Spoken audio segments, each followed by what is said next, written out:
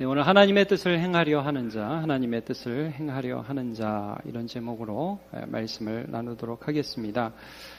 예수님께서는 그의 형제들의 권면, 이제 초막절이라는 유대인의 최대의 명절을 맞아서 유대에 딱 올라가가지고 예수님이 얼마나 훌륭한 분인지 세상에 자기를 나타내라는 제안을 받죠. 근데 예수님은 그게 내 목적이 아니다. 나의 때가 이르지 아니하였다. 예수님이 생각한 때에는 유월절, 자기 자신을 세상의 모든 죄를 위하여 내어주실 때라는 것을 암묵적으로 말씀하시면서 올라가지 않고 하나님의 때를 따라 움직이시는 예수님을 우리가 함께 지난주에 살펴보았죠. 이제 오늘 본문은 그때의 초막절에 예수님이 직접 올라가시지는 않았지만 그러나 후에 조용히 올라가신 그 장면을 보게 됩니다. 여러분 오늘 10절을 보시면 이렇게 나와 있죠. 그 형제들이 명절에 올라간 후에 자기도 올라가시되 어떻게 올라가셨냐 하면 나타내지 않고 은밀히 가셨습니다. 자랑하면서 기적 촥촥촥 행하면서 막 들어가면서 막 병자들이 싹싹싹 쓰러지면서 가신 게 아닙니다. 은밀히 나타내지 않고 분명히 그의 형제들은 나타내소서 예수님은 자기 자신을 나타내는 것이 예수님의 목적이 아니라 예수님이 이 땅에 오셔서 하나님 아버지의 뜻을 온전히 이루어 드리는 것이 예수님의 목적임을 여기서도 나타내신 것입니다. 그래서 예루살렘 성전에 가서 하나님의 말씀 그대로를 전파하는 그런 장면이 오늘 기록되어 있습니다. 근데 이 예수님과 유대 지도자들, 오늘 본문에 유대인이라고 그렇게 기록된 이 지도자들 사이에 큰 갈등이 지금 계속되는 것을 성경은 기록하고 있습니다. 여러분 요한복음 2장에 보면 예수님께서 성전에 들어가서 성전에서 매매하는 자들을 내어 쫓는 장면이 나오시죠. 상을 엎어버리시죠. 그리고 소와 양을 내쫓으시고 그 다음에 노끈으로 채찍으로 판을 엎으시는 그런 장면이 나옵니다. 내 아버지의 집으로 장사하는 집을 만들지 말라. 유대인들이 시비 걸죠. 네가 어떻게 이런 일을 할 수 있냐. 이 성전을 헐라. 내가 사흘 만에 세우리라. 이미 갈등은 시작되었습니다. 예수님은 성전된 자기 육체 계속해서 십자가에서 죽으실 사흘 만에 다시 살아나실 자신을 말씀하셨지만 사람들은 깨닫지 못했죠. 그리고 여러분 5장에 가면 어떤 부분이 나옵니까? 베데스다 연못에 38년 된 병자가 누워서 움직이지 못하고 못이 움직이면 못이 좀 이렇게 연못이 움직이면 거기 들어가서 병 낫고자 하는데 넣어주는 사람 없고 힘들어하는데 예수님이 그 사람을 야, 너 낫고자 하느냐? 예, 낫고자 하는데 넣어주는 사람이 없는데요. 네 자리를 들고 일어나라. 들고 일어나죠. 38년 된 병이 예수님의 치유로 바로 고침 받았습니다. 근데 여러분 그날이 어떤 날이었냐? 안식일이었어요. 자, 안식일의 참된 의미가 실현되는 장면이었어요. 안식일이 뭡니까? 하나님이 우리를 지켜주시기 때문에 오늘 우리가 쉴 수 있다입니다. 아멘입니까? 여러분 오늘 우리가 이 자리에서 생업을 잠깐 내려놓고 예배하고 있습니다. 일을 잠깐 쉬고 예배하고 있습니다. 이유와 근거가 어디 있습니까? 하나님이 우리의 삶을 책임져 주시기 때문입니다. 예수님이 뭐라고 대답하셨냐면 내 아버지께서 오늘까지 일하시니까 나도 일한다 이렇게 말씀을 하죠. 그러니까 그 사람들이 그 예수님의 대답에 대해서 어떤 반응을 보입니까? 죽이려 합니다. 예수님. 그러니까 여기서 내 아버지하고 동격을 삼으니까요. 18절 여기 한번 보세요. 유대인들이 이런 말미암아 더욱 예수를 죽이고자 하니 이는 안식일을 범할 뿐 아니라 하나님을 자기의 친아버지라 하며 자기를 하나님과 동등됨으로 삼으심이로라. 예수 이거 못 쓰겠네. 자, 여러분 예수님은 안식일에 병을 고쳤습니다. 이거는 안식일의 의미를 완전히 성취하신 것인데 그 사람들이 보기에는 안식일을 어긴 거예요. 여러분 어떻습니까? 여러분이 생각하시기에는 예수님이 안식일을 어긴 거예요? 안식일의 의미를 그대로 성취하신 것입니까? 무엇일까요? 자, 오늘 본문을 보죠. 오늘 본문에 보면 예수님께서 그 유대인들과 여전히 적대적인 그런 갈등들을 일으키는데 예수님이 다짜고짜 이런 질문을 하세요. 여러분 오늘 본문에 몇 절을 보시냐 하면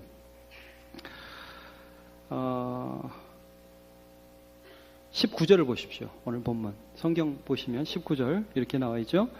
모세가 너에게 율법을 주지 아니하였느냐? 너희 중에 율법을 지키는 자가 없도다. 그 다음에 뭐라고 해요? 너희가 어찌하여 나를 죽이려 하느냐? 예. 지금 여러분 이 사람들은 계속해서 유대인들은 예수님을 죽이려고 해요. 여러분 조금 앞에 보세요. 오늘 본문에 예수님이 14절의 명절 중간이 되어 성전에 올라 가르치시니 15절 유대인들의 반응. 유대인들이 놀랍게 여겨 이르되 이 사람은 배우지 아니하거늘 어떻게 글을 아느냐? 비꼬죠? 예. 이 글자를 모른다는 뜻이 아닙니다. 어떻게 이 성경을 해석하지? 이런 뜻이에요. 자, 그 좀 앞으로 볼게요. 11절. 명절 중에 11절입니다. 명절 중에 유대인들이 예수를 찾으면서 그가 어디 있느냐? 왜 찾았겠어요, 여러분? 죽이려고 찾은 겁니다. 이번에 올라오면 어떻게 꼬투리 잡아서 죽여야지. 근데 여러분, 예수님이 그걸 딱 알고 이렇게 말씀하셨어요. 왜 너네는 나를 죽이려 하느냐? 자, 다시 한번 좀 전에 봤던 19절. 너희가 모세가 너희에게 율법을 주지 아니하였느냐? 자, 안식일에 이런 법들 너네 다 지키라고 모세로부터 들었지. 예. 근데 너희 중에 율법을 지키는 자가 없다. 왜 나를 죽이려 하느냐? 사람들은 뭔 소리예요? 당신 귀신 들렸습니까? 20절에 이렇게 말씀하죠. 근데 여기서 예수님이 이런 말씀을 하세요. 21절부터 보십시오. 예수께서 대답하여 이르시되 내가 한 가지 일을 행하여 너희가 다 이로 말미암아 이상히 여기는도다. 이 한 가지 일이 뭡니까, 여러분? 베데스다 연못에서 38년 된 병자를 안식일에 고친 그 사건입니다. 자, 이게 율법을 어긴 거냐? 자, 보시죠. 22절. 모세가 너에게 할례를 행하였으니 그러나 할례는 모세에게서 난 것이 아니라 조상들에게서 난 것이야. 여러분 성경을 좀 더 연구해 보시면 할례는 아브라함 때 받은 것을 알 수 있습니다. 모세 훨씬 이전부터 있던 것입니다. 그런데 다시 한번 모세를 통하여 확증해 주셨죠. 하나님의 자녀라는 표. 여러분 할례가 뭐냐 하면 아이가 태어나면 아이의 생식의 포피 끝을 8일 만에 자르는 의식입니다. 얘는 하나님의 자녀라는 그런 의식입니다. 자, 그러므로 너희가 안식일에도 사람에게 할례를 행하느니라. 할례는요 8일 만에 행해야 돼요. 태어난 지 8일 만에. 나중에 과학자들이 그런 것도 밝혀냈잖아요. 태어난 지 8일 만에 이 아기의 몸 안에 면역력이 확 높아진다는 것도 과학자들이 밝혀냈잖아요. 어쨌든 8일 만에 할례를 행하라고 하니까 그 사람들이 안식일에 일을 하면 안 되는데 그건 한 거예요. 할례는 행하는 거예요. 그러면서 율법을 어겼다고 생각하지 않아요. 그런데 너네는 어떻게 안식일의 참된 의미, 하나님이 일해 주셔서 내가 쉼을 얻는다. 하나님이 오늘 나의 삶에 개입해 주시고 지켜주시기 때문에 내가 쉴 수 있다. 내가 나음을 얻을 수 있다라는 참된 안식일의 의미를 내가 행했는데 그걸 갖고 나한테 시비를 거냐 이거죠? 여러분 그 다음 절 보세요. 모세 23절 모세의 율법을 범하지 아니하려고 사람이 안식일에도 할례를 받는 일이 있거든 내가 안식일에 사람의 전신을 건전하게 한 것으로 너희가 내게 노여워하느냐 이 웃긴 인간들아. 이제 제가 없는 걸 삽입했습니다. 이렇게 말씀을 하고 있는 거죠. 여러분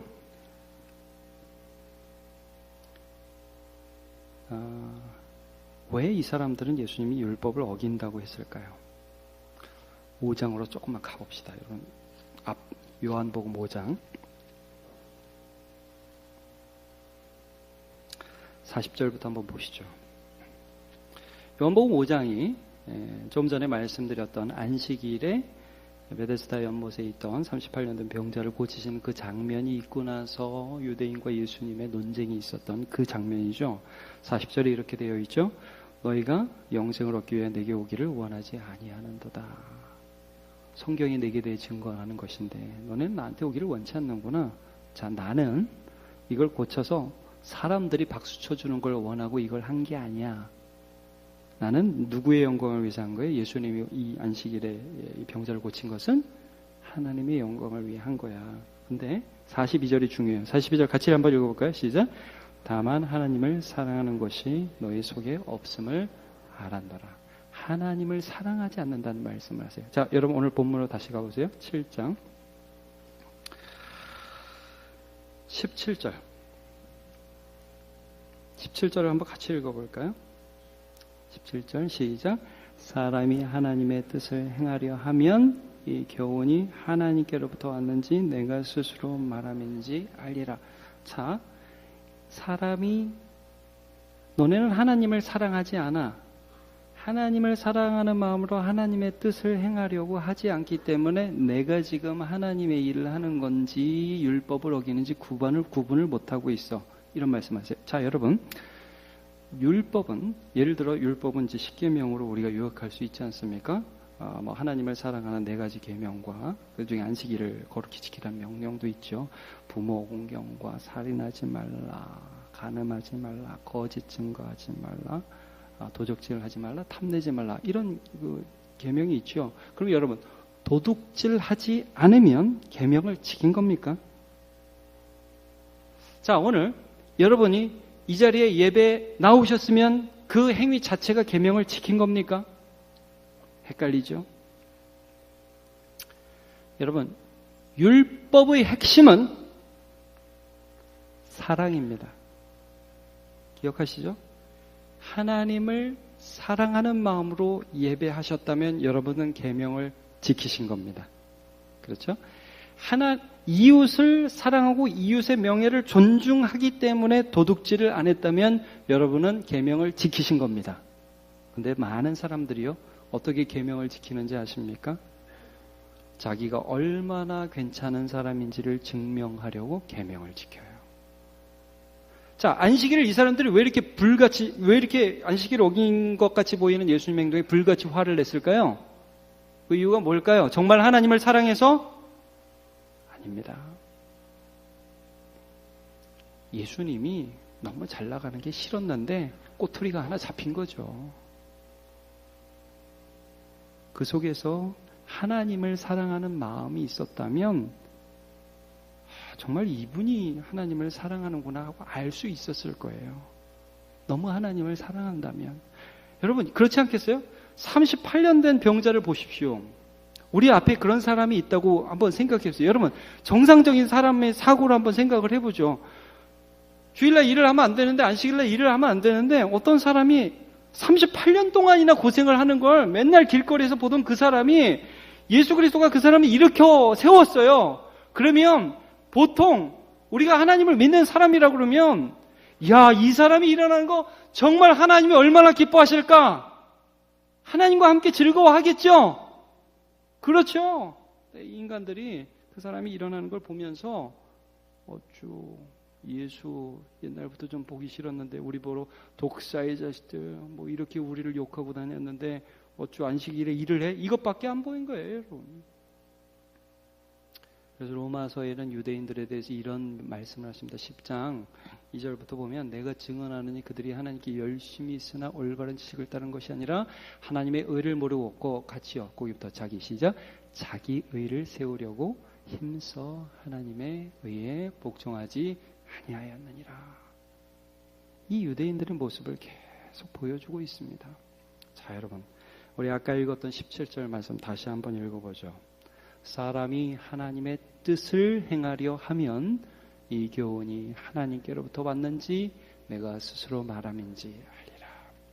여러분, 하나님의 뜻대로 행하려고 오늘도 애쓰고 계십니까? 마음으로부터 하나님 사랑하려고 분투하고 계십니까? 감사합니다. 아멘이라고 해주셔서 너무 고맙습니다. 자, 여러분, 하나님의 뜻대로 살려고 하면 제일 먼저 걸림돌이 무엇이 나타나느냐? 저 수련회 때 또 집회 때 은혜 많이 받고 이런 결심 많이 해봤습니다. 하나님, 저 하나님 뜻대로 살고 싶습니다. 하나님도 주님 뜻대로 살고 싶습니다. 저를 사용해 주시옵소서. 은혜 충만히 받고 기도할 때는 그렇게 살 수 있을 것 같은 느낌이 듭니다. 근데 느낌이 드는데 나가면서 죄 짓습니다. 할 수 있을 것 같죠? 근데 나가면서 죄 짓고 그 다음날 또 자기 의의를 세우려고 하나님 뜻, 뭐 좋아요, 열심히 하세요. 근데 중요한 판단의 기준은 늘 자기 자신이 되는 것을 경험하면서 사는 것이 나 자신의 모습입니다. 근데 여러분, 그때 예수님을 보면 예수님이 달라 보여요. 여러분, 예수님은 지금 계속 누구를 높이시죠? 하나님, 아버지, 나를 보내신 자의 영광. 여러분, 저는 신앙생활하면서 이런 고민 많이 했던 것 같아요. 하나님, 돈도 많으신데 왜 돈을 이렇게 안 주실까? 하나님, 모든 것을 할 수 있는데 왜 건강을 안 주실까? 아니 하나님 우리 성도들한테 좀 재정적인 은혜를 팍팍 주셔가지고 다 부자 됐으면 좋겠다. 여러분 아멘 하고 싶죠? 그랬으면 좋겠는데 왜 하나님 안 하시는지 모르겠다. 하나님 좀 그렇게 해주시면 참 좋겠는데. 근데 어느 순간에 제가 이제 청소년 사역하다 그런 생각이 드는 거예요. 왜 나는 이런 고민은 안 할까? 왜 나는 하나님 앞에 더 순종하지 못할까? 나에게 있는 것을 왜 좀 더 나누지 못할까?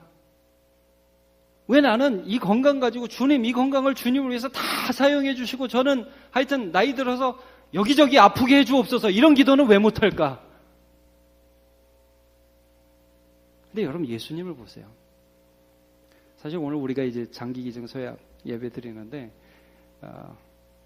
장기기증 장기기증을 제일 많이 하신 분이 예수님이죠. 그렇죠? 모든 것을 다 주셨습니다.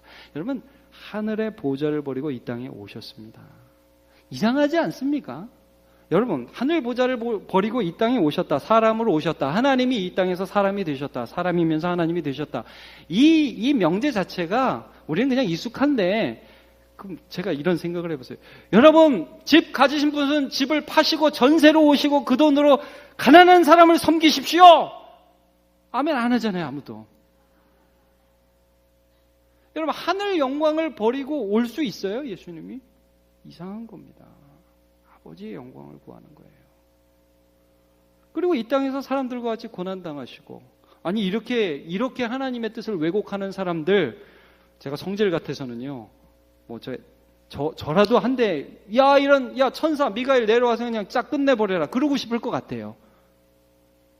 어떻게 너네는 이런 걸 갖고 내가 안식일을 어긴다고 나한테 그럴 수가 있냐? 이렇게 시비 걸 수 있을 것 같습니다. 근데 예수님 참으시죠? 어디까지 참아요? 십자가까지. 그거 왜 참습니까?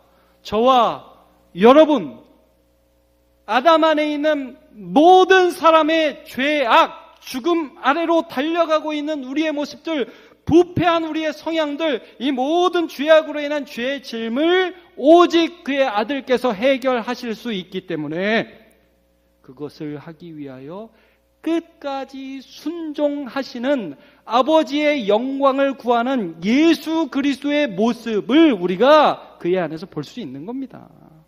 오직 예수 안에서. 그러니까 여러분 우리가 하나님의 뜻을 행하려 하거든 예수님이 참인 줄 아는 거예요. 여러분 예수가 그리스도 맞습니까?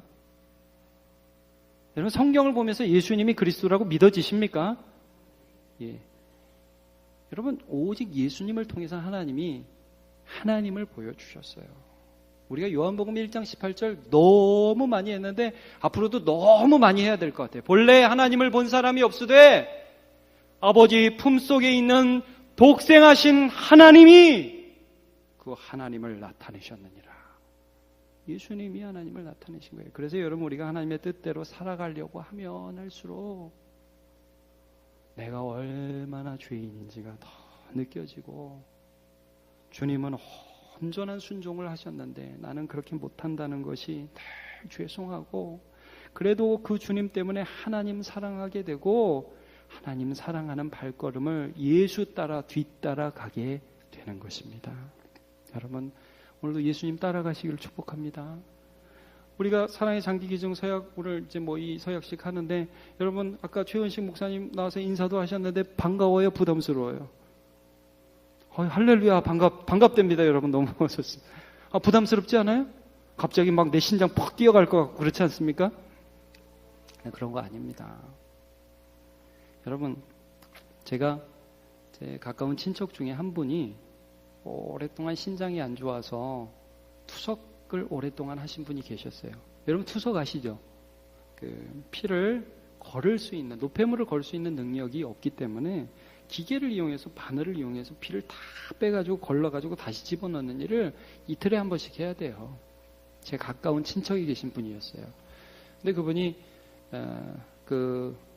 결국 신장 기증을 해주는 분이 있어서 신장 이식을 받고 지금 많이 회복이 됐어요. 투석을 안 해도 돼요. 제가 들어보니까 투석만 안 해도 여러분 그렇지 않겠어요? 이틀에 한 번씩 병원에 가서 바늘을 찔러서 이거 한다는 게 얼마나 힘들어요. 가족 중에 그런 사람 있으면 신장 기증해 주는 분이 정말 고맙겠죠. 네, 제 동기 목사님 중에 한 분도 똑같은 케이스였어요. 학교 다닐 때는 신장이 괜찮았어요. 근데 유전적으로 점점 신장이 망가져서 졸업 후 한 5년, 6년 되니까 투석을 안 하면 살 수가 없는 분이었어요. 근데 작년인가 재작년에 또 신장 기증을 받아서 지금 목회를 하고 계신데 제가 보면 참 감사해요. 그분도 신장 이식을 해준 분에게 참 감사할 거예요. 여러분, 만약에 우리 주변에 내가 사랑하는 어떤 사람이 그런 고난을 당하고 있다면 누군가 자신의 신장을 빼서 주는 것들이 참 고마울 거예요. 근데 반대로 생각해 볼게요. 우리 아들, 우리 딸 신장 빼서 누구한테 준다 그러면 여러분 말리실래요? 격려하실래요?